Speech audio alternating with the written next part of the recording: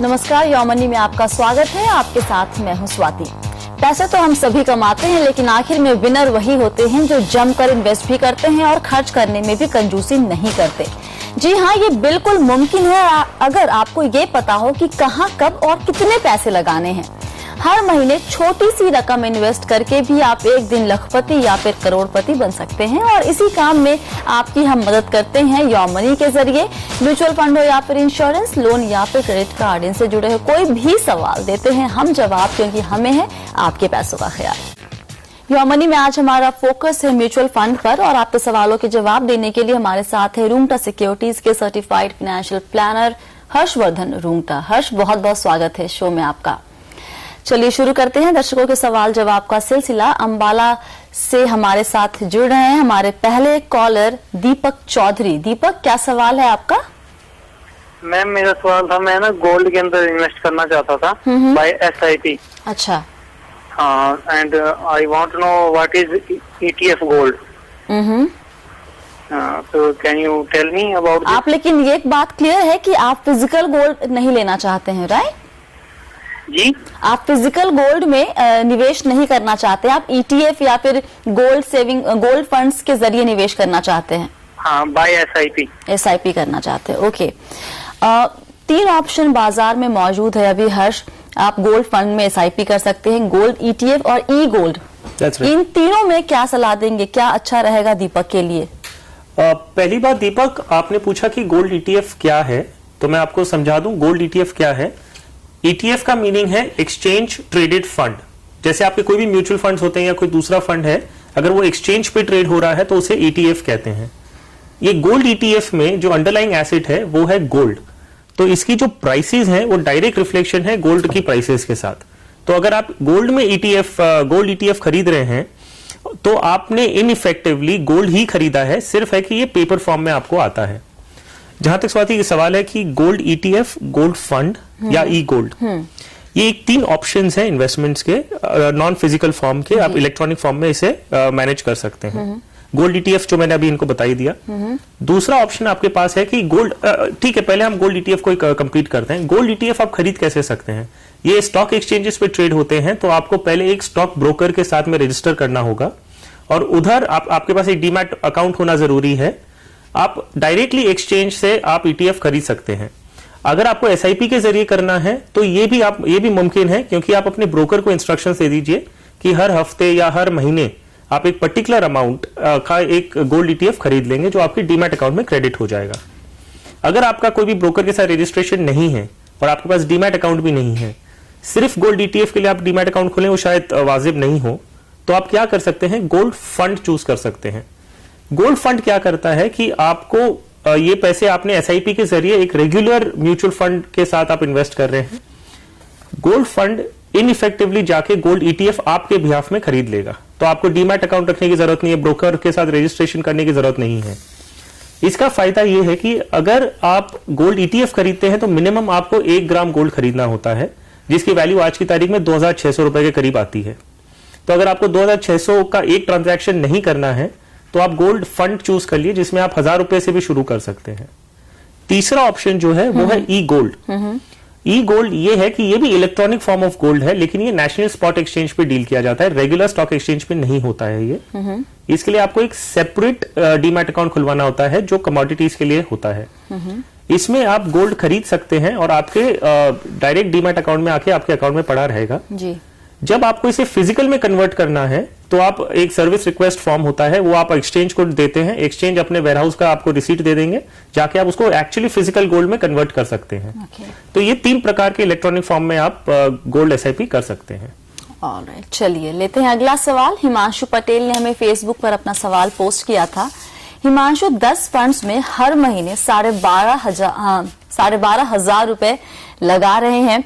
वो जानना चाहते हैं कि इतनी रकम के लिए 10 फंड्स में पैसे लगाने की स्ट्रैटेजी कितनी सही है। हिमांशु का पूरा पोर्टफोलियो टीवी स्क्रीन पर आपके सामने अभी थोड़ी देर में आएगा। इनके पास कुछ ज्यादा फंड नहीं है हर्ष, मतलब 12,500 10 फंड कम करें। देखिए क्या होता है, आप अगर एक रेगुलर इन्वेस्टर के साथ जब हम इंटरेक्ट करते हैं जो अगर एक फाइनेंशियल प्लानिंग या कोई एक एडवाइस के बेसिस पे नहीं जाते हैं तो उनके सामने आप देखेंगे कि बहुत सारे नाम्स फ्लैश होते हैं। आज की तारीख में पर्सनल फाइनेंस एक बहुत ही एक्टिव स्पेस है जहां पे अवेयरनेस बढ़ रही है। तो इस दौरान आप देखेंगे कि आपके सामने करीबन 20 से 25 नाम भी आपके अच्छे फंड के आ जाते हैं। जी जी। तो एक इन्वेस्टर काफी कंफ्यूज हो जाता है कि मैं कौन सी स्कीम्स चूज करूं। हालांकि हम डेफिनेटली ये कहेंगे कि आपका जो पोर्टफोलियो है, जो डाइवर्सिफिकेशन का पर्पस है, वो 5 फंड से आपका पूरा हो जाता है। आप सिर्फ डुप्लीकेशन कर रहे हैं with the intention of diversification, it is not right. आपके केस में हिमांशु, मैं आपको ये सजेस्ट करूंगा कि आप अपनी ये 10 स्कीम्स में से इसको शॉर्टलिस्ट करके 5 कर लीजिए। मैं आपको नाम बता देता हूं। आपके 12,500 रुपया हर महीने के इन्वेस्टमेंट के लिए आप 2,500 रुपया एक स्कीम में इन 5 में डाल दीजिए। In the absence of a proper advice ये एक अच्छी स्ट्रैटेजी रहेगी कि आप एक डाइवर्सिफाइड पोर्टफोलियो रखिए, सेक्टर फंड से सब अवॉइड करिए आपके पोर्टफोलियो में। आप डीएसपी ब्लैकरॉक टॉप 100 रिटेन कर सकते हैं, IDFC premier equity fund retain करिए, HDFC equity fund, Reliance equity opportunities fund, ये 4 फंड जो आपके 10 फंड हैं उसमें से आप रिटेन करिए।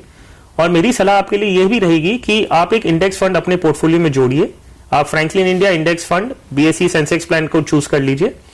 इन 5 फंड्स में आप 2,500 रुपया हर महीना अगर डालें तो आपका एक अच्छा डाइवर्सिफाइड पोर्टफोलियो हो जाएगा। इसको आप इंटैक्ट रखिए for the next 2 to 3 years for sure. फिर उसके बाद आपको अगर कुछ मॉडिफिकेशंस करने हैं तो मार्केट में आप इवैल्यूएट करिए, और फिर भी ये बेहतर होगा कि आप एक प्रोफेशनल एडवाइस को सीख करें। ऑल राइट, तो हिमांशु आप सिर्फ 5 फंड अपने पोर्टफोलियो में रखिए। एक फंड ऐड करने के लिए कहा है आपको हर्ष ने, फ्रैंकलिन इंडिया इंडेक्स फंड, आप इसे ऐड कीजिए। इस 5 फंड में 2,500 रुपए निवेश कीजिए। और एक बात आपको हम बता दें, इनफैक्ट सभी दर्शकों को, हमारे यहाँ बहुत सारे एक्सपर्ट आते हैं जो आपको अच्छे फंड्स के बारे में जानकारी देते हैं।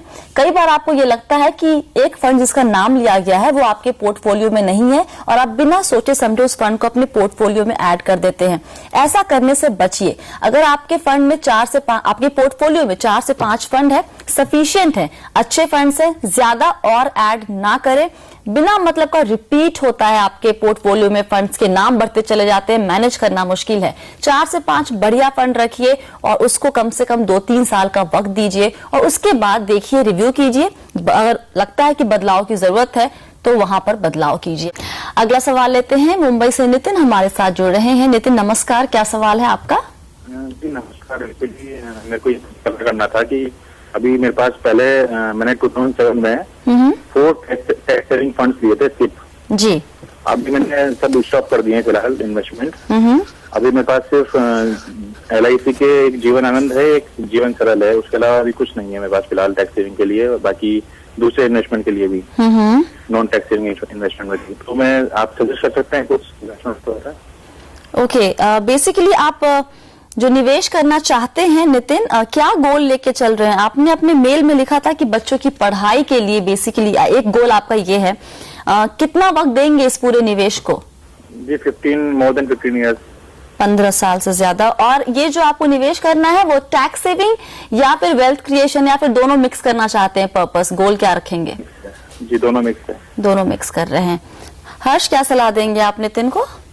वेल नितिन, पहली बात, आपने एक रेफरेंस दिया था अपने इन्वेस्टमेंट्स का जिसमें आप सिर्फ इंश्योरेंस रख रखे हैं और जिसमें भी आपका सम इंश्योर्ड सिर्फ 5 लाख रुपीस का है। नितिन, पहली बात, एक फाइनेंशियल प्लानिंग या वेल्थ क्रिएशन का ऑब्जेक्टिव जब होता है तो उसमें आपको ये ध्यान रखना है कि आपका एक इंश्योरेंस है कि नहीं। एक मैं आपको आउट ऑफ द कॉन्टेक्स्ट आपको बता रहा हूं कि आप एक टर्म इंश्योरेंस पॉलिसी आप पहले एक एसेट्स का इवैल्यूएशन करिए कि अगर आपके एसेट्स सफिशिएंट हैं कि आपकी अगर प्री मेच्योर डेथ हो जाती है और उसके बाद आपकी फैमिली सर्वाइव कर सकेगी तो आपको टर्म इंश्योरेंस की जरूरत नहीं है। लेकिन अगर वैसा नहीं है कि आपके एसेट सफिशिएंट नहीं है तो आप first rule of financial planning is that you have to plan for contingencies. तो आप एक टर्म प्लान जरूर कंसिडर करिए, किसी प्रोफेशनल से एडवाइस लीजिए तो शायद वो आपको एक अच्छा रोड मैप बना के दे सकें। जहां तक आपकी इन्वेस्टमेंट्स का सवाल है, आपको अभी 5,000 रुपया हर महीना इन्वेस्ट करना है। आपके लिए ये बेहतर होगा कि आप 2 स्कीम्स चूज करें जिसमें आप 2,500 रुपया स्प्लिट करके 2 स्कीम्स में इन्वेस्ट कर दीजिए। ये इसीलिए मैं आपको बता रहा हूं, आप अभी 32 इयर्स के हैं, आपकी income definitely over the period of time आपकी इनकम बढ़ने वाली है। तो जैसे आपको और इन्वेस्ट करने की इच्छा हो तब आप नए फंड्स ऐड कर लीजिए। फिलहाल आप 2 फंड में 2,500 रुपए ऐड करिए और उसमें एसआईपी शुरू कर सकते हैं। फंड के नाम में आपको HDFC टॉप 200 एक चूज कर सकते हैं आप, और दूसरा रिलायंस इक्विटी अपॉर्चुनिटीज फंड। इन दोनों में आप अपना 2,500 स्प्लिट करके इन्वेस्ट कर दीजिए, तो आपके लिए एक शुरुआत अच्छी रहेगी। इन्होंने पूछा था कि मेल में ये सवाल था बेसिकली, जो भी टैक्स सेविंग फंड जिसको इन्होंने बंद कर दिया है, क्या इसको रीस्टार्ट कर सकते हैं उसी फोलियो को online? Yes, see folio is an account with an AMC। वो अकाउंट के अंदर आप 10 स्कीम्स वही AMC के चूज कर सकते हैं। ओके। तो इनका अगर एक एग्जिस्टिंग फोलियो है तो बेटर है कि वो वही फोलियो का रेफरेंस देके एक दूसरी स्कीम वही फोलियो में इन्वेस्ट कर सकते हैं। Okay. जहां तक इनके एग्जिस्टिंग इन्वेस्टमेंट्स इन्होंने कर रखे हैं, स्कीम्स अच्छी है, तो उसमें ये रिटेन करके उसमें वहीं रहने दे सकते हैं। हालांकि इनका लॉक इन खत्म हो चुका है क्योंकि 2007 में इन्होंने इन्वेस्ट किया था। ऑलराइट, चलिए लेते हैं अगला सवाल। हमारे साथ वी सागर जुड़े हैं। सागर जी नमस्कार, क्या सवाल है आपका? नमस्कार साथी, मेरा सवाल सिंपल सा है। म्यूचुअल फंड में इन्वेस्टमेंट करता हूँ। आपके सामने मेरा पोर्टफोलियो जो मैंने बनाया हुआ है होना चाहिए, अनफॉर्चुनेटली मेरे सामने नहीं है। हाउएवर इवेंचुअली मेरे को आपसे एडवाइस चाहिए। मेरे को लगता है कि ज्यादा स्प्रेड हो गया है पॉसिबली। दूसरा मैंने एक ही तरह के मे बी 3 या 4 फंड एक ही तरह के मिक्स कर लिए हैं, सो उसमें एक मेरे को पता करना है कि क्या मैं क्लीन अप करूं, चयन करूं, और परसेंटेजेस जो मैंने एलोकेट किए हुए हैं डिफरेंट फंड्स को वो ठीक लग रहे हैं या नहीं। तो ओवरऑल रिव्यू चाहता हूं मैं आपसे और आपके एक्सपर्ट की एडवाइस कि अगर इसमें कोई बदलाव किया जाए ताकि मेरी रिटर्न्स ओवरऑल लॉन्ग टर्म के लिए बेटर हो सके। सागर जी एक बात बताइए, आप इन 13 फंड में कुल कितना निवेश कर रहे हैं? एवरेज आप मान लीजिए about 50,000 to 70,000 a month. Okay, मतलब सभी में SIP है आपकी, राइट?